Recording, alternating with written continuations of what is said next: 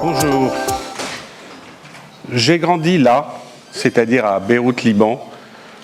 Nous n'avions pas d'électricité, on ne pouvait pas communiquer au-delà du pâté de maison dans lequel nous vivions, et on n'avait aucune notion de ce que pouvait être le lendemain.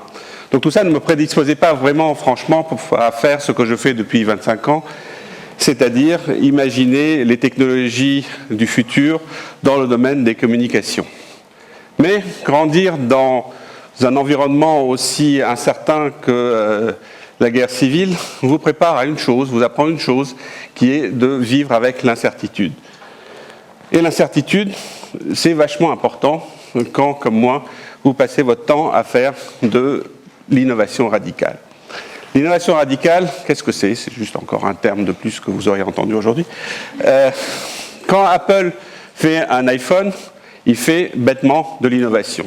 C'est-à-dire, en gros, vous prenez un truc qui existe déjà, un téléphone, et vous le faites en vachement mieux. Quand Apple, le même, fait l'Apple 1, il fait de l'innovation radicale, c'est-à-dire que vous prenez un truc qui n'existe pas, qui n'a pas d'antécédent. À gauche, vous appliquez les recettes que vous apprend le bouquin Marketing pour les nuls, c'est-à-dire que vous faites quelque chose qui est facile à utiliser, pour lequel il y a des besoins réels d'utilisateurs, vous savez qui sont ces utilisateurs et qui est le business model. Quand vous faites un truc comme l'Apple 1, vous avez un problème, c'est que votre truc marche à peine, la techno n'est pas au point, vous ne savez même pas à quoi il sert, vous ne savez même pas qui vont être les clients en définitive. Et donc, si on regarde bien, c'est une entreprise franchement suicidaire.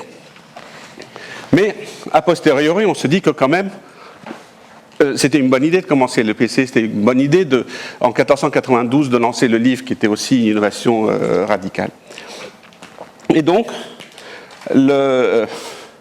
depuis 25 ans, je fais ça, et ce que je vous propose aujourd'hui, en fait, c'est de suivre un peu mon parcours à travers 4 étapes, 4 entreprises que j'ai créées depuis 25 ans. À la base, j'ai fait des études de sémiologie. La sémiologie, c'est quoi ? La sémiologie, c'est l'étude des sens. Ça n'a rien à voir avec la technique. Je suis un pur littéraire à la base.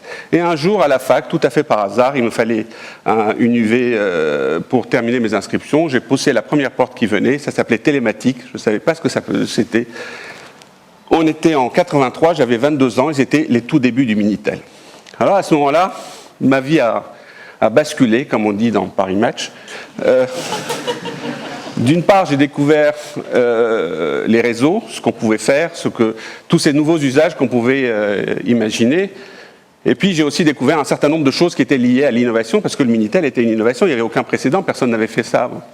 Donc, un des enseignements principaux que j'ai retiré du Minitel à l'époque, c'était que l'utilité n'est pas ce qui prime. Quand vous avez une innovation à lancer, ce n'est pas l'utilité qui va faire que les gens vont se donner le mal d'en payer le prix, d'en faire l'apprentissage. C'est souvent plus le plaisir qui va être un driver beaucoup plus fort pour que les gens adoptent une innovation que l'utilité. Dans l'ordre des choses, historiquement, c'est l'utilité vient après le plaisir. Et puis, comme j'avais pris goût à ce plaisir d'arriver sur une terre vierge, en 1992, à partir de 1992, je me suis dit, bon, est-ce qu'il y a une vie après le Minitel ? Qu'est-ce qui vient après ? Et je me suis rendu compte que les gens commençaient à avoir des PC chez soi et que peut-être le modèle du Minitel n'avait plus vraiment de sens ou arrivait un peu à sa fin. Et donc, le 8 juin 1994, c'était mon anniversaire, donc je me souviens de la date. Puis je me suis dit, si je crée une boîte le 8 juin, comme ça je pourrais chaque année faire supporter à mon entreprise les frais de mon anniversaire sans faire un abus de biens sociaux. Donc le 8 juin 1994, je lance FranceNet, qui est la toute première boîte d'Internet en France. Et donc FranceNet était exemplaire en termes d'entreprise suicidaire, puisque à l'époque, très peu de gens savaient se servir d'un ordinateur. De toute façon, très peu de gens en avaient. Quand ils avaient un ordinateur, de toute façon, ils n'avaient pas de modem. Quand ils avaient un modem, ils n'avaient pas les logiciels qui allaient bien. Quand bien même ils avaient et les modems et les logiciels, ça marchait une fois sur deux. Et quand tout ça était résolu et que vous connectiez, sur l'Internet, il n'y avait rien. Vous ne pouviez même pas envoyer un email à quelqu'un parce que de toute façon, vous ne connaissiez personne qui avait une adresse email. Donc c'était cher, ça ne servait à rien. C'était super compliqué, et pourtant il fallait le faire.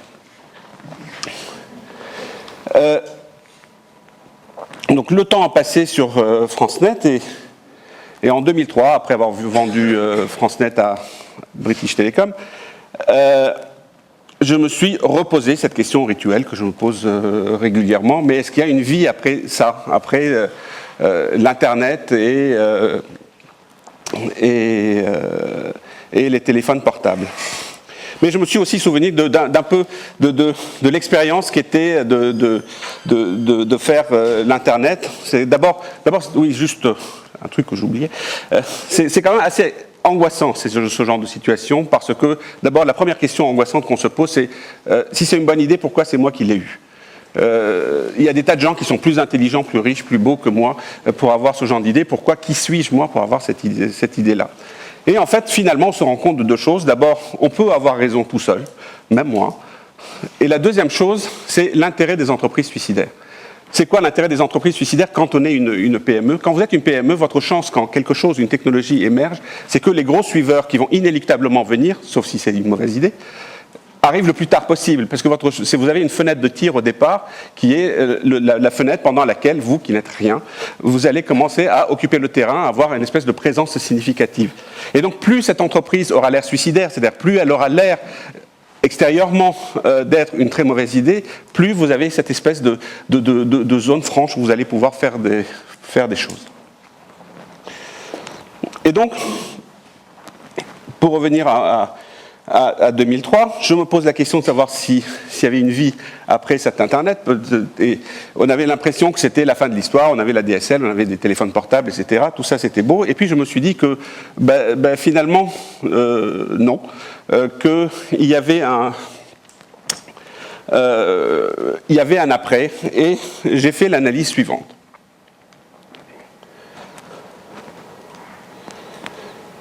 Au début, les choses coûtent cher. Les choses coûtent cher, donc on en fait très peu et on partage la ressource avec plein de gens. On construisait une horloge au milieu d'un village pour donner l'heure à tout le village.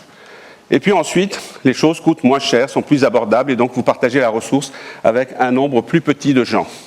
Et puis ça continue à coûter moins cher, à se miniaturiser encore plus et vous pouvez donner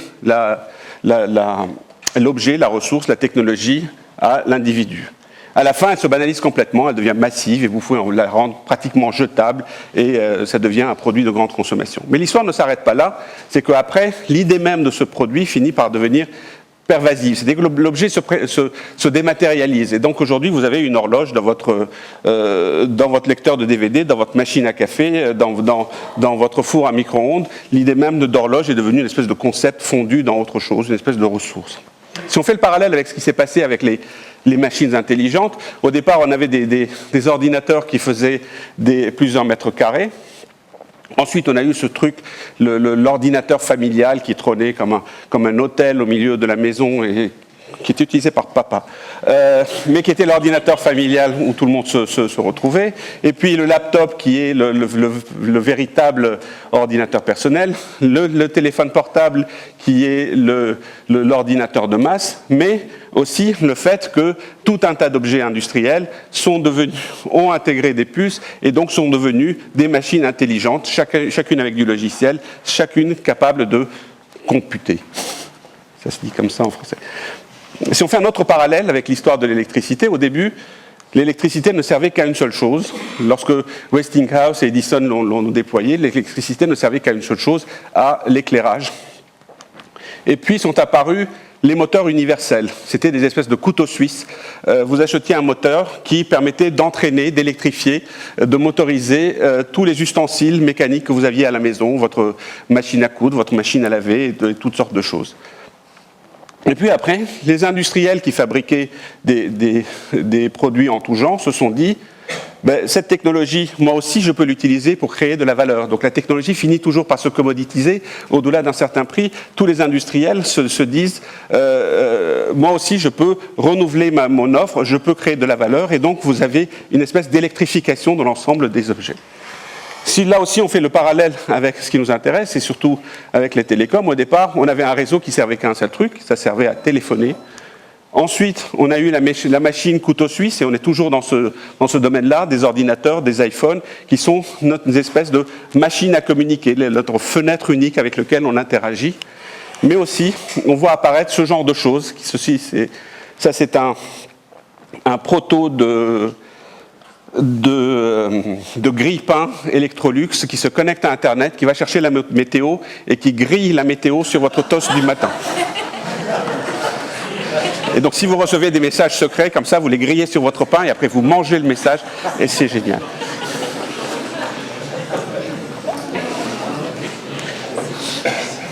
L'autre phénomène fondamental, c'est que depuis la fin des années 90, on a vu fleurir tout un parterre de technologies de communication. Alors chacune a son mérite, le Wi-Fi, le Bluetooth, le RFID coûtent plus ou moins cher et plus ou moins facile à implémenter, etc.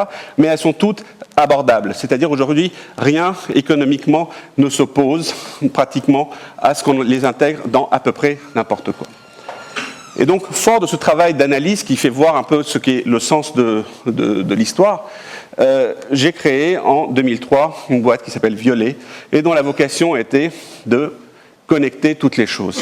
Mais connecter toutes les choses, c'est beaucoup. Il faut bien commencer quelque part, donc on a décidé de commencer par un truc, le lapin.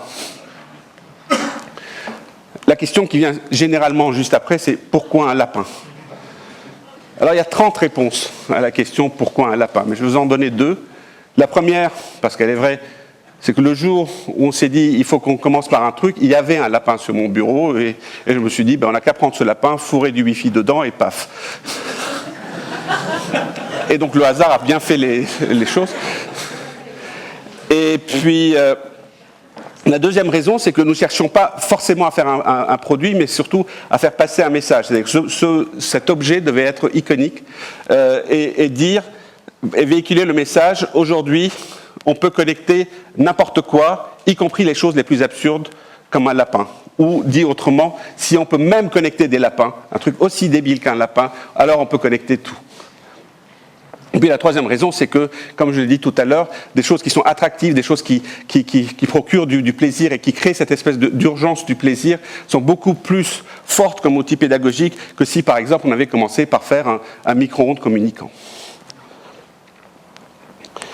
Mais là aussi, l'histoire ne s'est pas arrêtée, et en 2009, ça devient une manie, je me suis dit, mais est-ce que ces objets communicants, c'est là aussi la fin de l'histoire ? Est-ce qu'il n'y a pas un après ? Est-ce que ce n'est pas un peu réducteur d'imaginer un monde d'objets communicants ? Est-ce que l'enjeu n'est pas vraiment de fusionner le monde réel et le monde physique ? Et donc, comme je fais dans ces cas-là, j'ai créé une nouvelle boîte qui s'appelle Sense, dont la vocation est, par tout un tas de moyens, arriver à sentir ce qui se passe dans le monde physique, c'est-à-dire les comportements, ce qui se passe dans l'environnement, ce qui se passe dans le monde physique, agir sur ce qu'il a détecté et aussi donner du sens à ce qu'il a détecté. Donc Sense s'inscrit dans une démarche qui, par ailleurs, se développe de plus en plus depuis pratiquement l'année dernière. On a vu apparaître tout un tas de nouveaux objets qui n'existaient pas auparavant. Vous croyez qu'il n'y avait que l'iPad, en fait il y a eu tout ça. Donc pour en indiquer quelques-uns, par exemple le Water Pebble, qui est le truc rond là à gauche au milieu, c'est un machin qui se met au fond de votre douche, qui mesure la quantité d'eau que vous utilisez et qui jour après jour vous incite à utiliser de moins en moins d'eau jusqu'à ce que vous soyez parfaitement sale.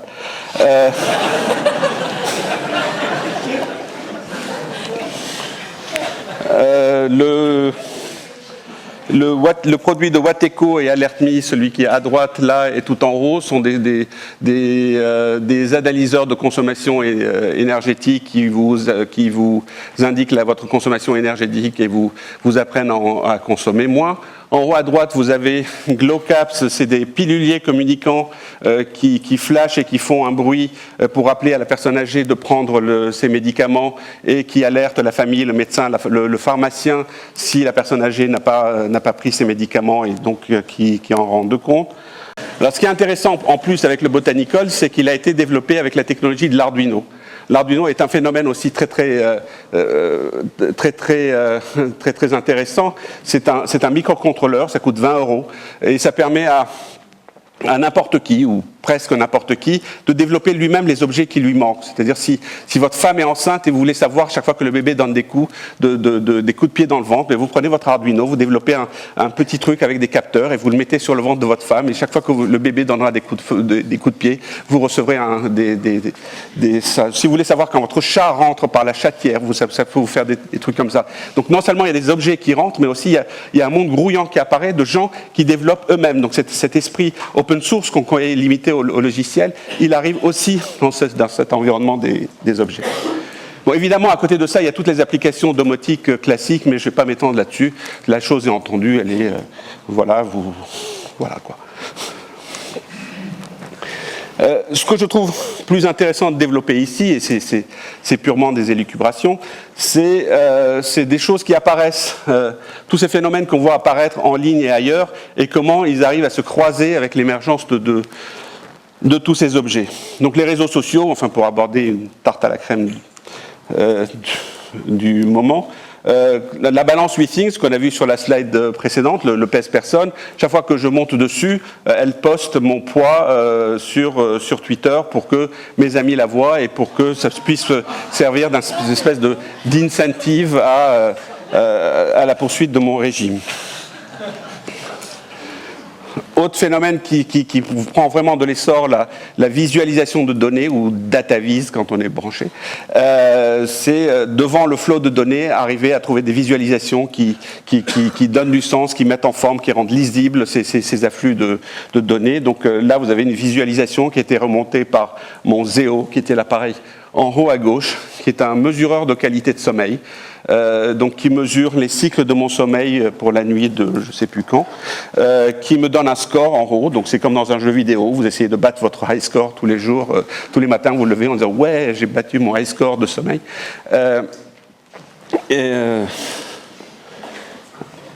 Ensuite, un truc qui bon, tout le monde, enfin beaucoup de gens trouvent que c'est quand même un truc de névrosé, la self-quantification.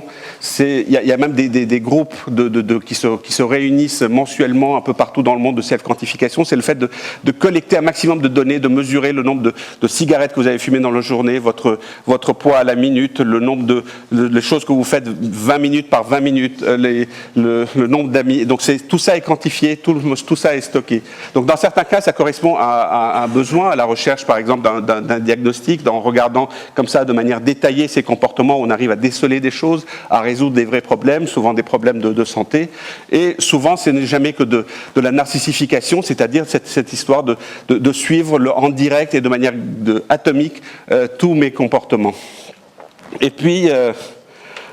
avec le data mashup, c'est-à-dire en prenant mes comportements de tout ce que je fais, arriver à créer des histoires cohérentes. Il y a par exemple quelqu'un qui a pris toutes les données que à Londres les services le métro relève chaque fois qu'on passe par un tourniquet, et ce qu'il écoutait sur son iPod, et comme ça il a l'historique de quelle musique il écoutait entre telle station et telle station de métro. Mais vous pouvez prendre votre agenda Google, injecter dedans ce que votre mesureur d'activité Fitbit, qui mesure votre niveau d'activité, a mesuré, combien vous pesez ce jour-là, votre niveau d'humour, et voir s'il y a des corrélations entre ces différents phénomènes, plutôt que de les analyser de manière isolée dans des silos d'analyse.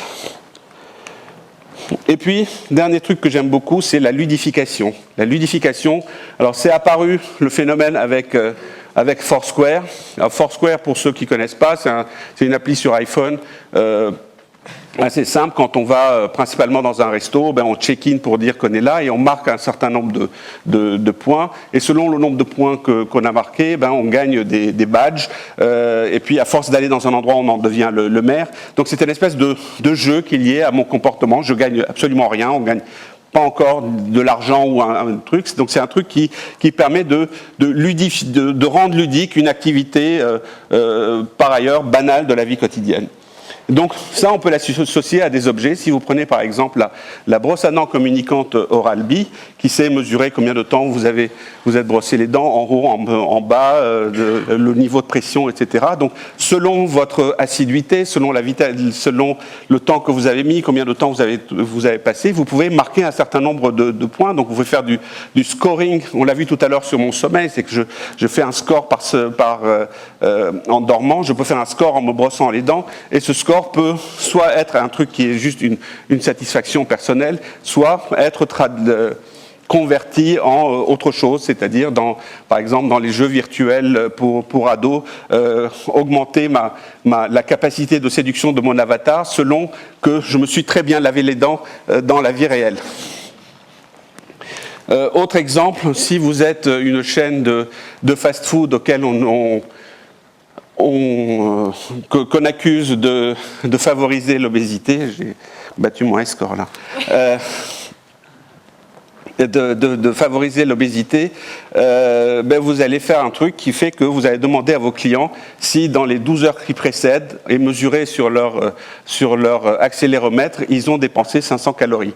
Si vous avez dépensé 500 calories, j'ai le droit de vous vendre un burger juste derrière, histoire de les reprendre immédiatement. Mais on voit si vous êtes solvable en calories. Bon, évidemment, tout ce que je vous dis là, j'y crois pas forcément. Dieu merci. Mais ce n'est pas la question. Je pense qu'il faut faire la part entre ce qui est le sens de l'histoire. C'est que quand on fait comme ce genre d'innovation radicale, il y a deux choses. Il faut absolument croire à ce qui est le sens de l'histoire. Il est inéluctable qu'on va vers à la fois l'Internet des objets, c'est-à-dire le fait que de plus en plus d'objets industriels vont être connectés au réseau, et au fait que de plus en plus le monde physique va être directement intégré avec le monde virtuel, et qu'on ne va pas avoir d'un côté de l'écran le monde virtuel très intelligent et un monde abscon et inerte dans lequel on vit. Ça, c'est le sens de l'histoire, et je pense qu'il est inéluctable. Après, ce dont on peut douter chaque seconde, c'est le fait de savoir si les scénarios que je vous ai décrits sont vrais ou pas, s'ils vont tenir la route, etc. Et donc, il faut savoir les réinventer tous les jours. Quand je fais ça, il y a une scène que j'aime beaucoup dans Indiana Jones et la dernière croisade. Je pense que vous ne voyez pas bien l'image, mais évidemment, je n'ai pas le droit de la reproduire ici, cette image. Mais là, je vous décris la scène. Indiana Jones, pour atteindre le Graal, doit subir une épreuve qui dit « Celui qui a la foi traversera le précipice ». Et il regarde et il n'y a pas de pont, alors il met le pied dans le vide. Et quand il met le pied dans le vide, il y a un pont qui apparaît sous son pied. Et donc quand on fait de l'innovation radicale, on fait ça. On met un pied dans le vide et on se dit, il va bien se passer quelque chose pour suivre. Et jusqu'à présent, Dieu merci, ça marche. Donc voilà, si j'ai un conseil à vous donner, c'est ça.